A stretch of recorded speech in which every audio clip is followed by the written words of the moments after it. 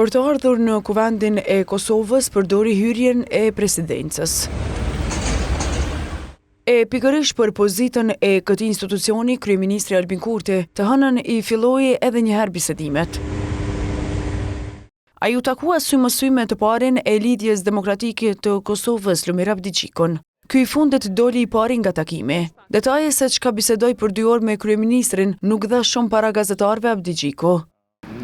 Diskutuam për afatin kohor, kemi më pak se 3 javë ditë kohë për të gjetur një konsenzus dhe për të arritur një marrëveshje eventuale, në të kundërtën vendi shkon në zgjedhje. Zgjedhjet nuk i don askush, as Lidhja Demokratike e Kosovës. Po provojmë që nëpërmjet takimeve të zgjejmë një zgjidhje të përbashkët.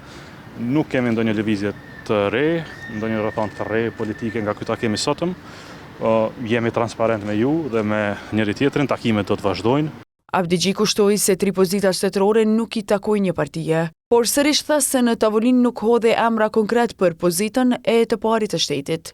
Bëm përpjekje të gjejmë zgjidhje, pa në brenda përpjekjeve diskutuam për natyrën dhe modalitetet e kësaj zgjidhjeje, se si duket.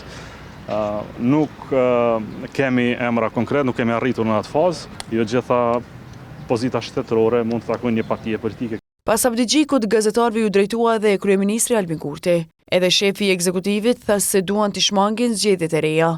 Takimi shkoi në një atmosferë konstruktive dhe dashamirëse. Jemi të përcaktuar që t'i shmangim zgjedhjet e reja, sepse zgjedhjet e reja nuk do të ishin zgjidhje për numrin prej 80 deputetësh. Me fjalë të tjera, është vështirë që ta paramendojmë një fushatë zgjedhore, ku ne i risjellim platformat dhe programet tona, me po të njëjtat zotime, kërkojmë sërish votën e të njëjtëve qytetarë për një rezultat që e dim që nuk mund të jetë shumë ndryshe.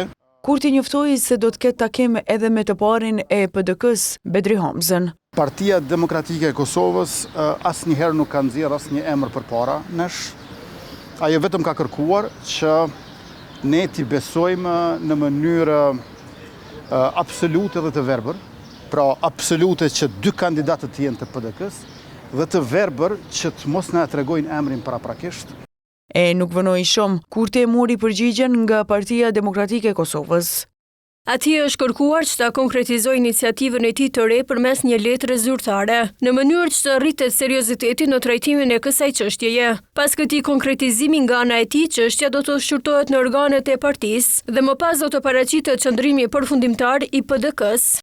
Për zgjedhjen e presidentit të ri, aktgjykimi i gjykatës kushtetuese ka dhënë afat deri më 28 prill.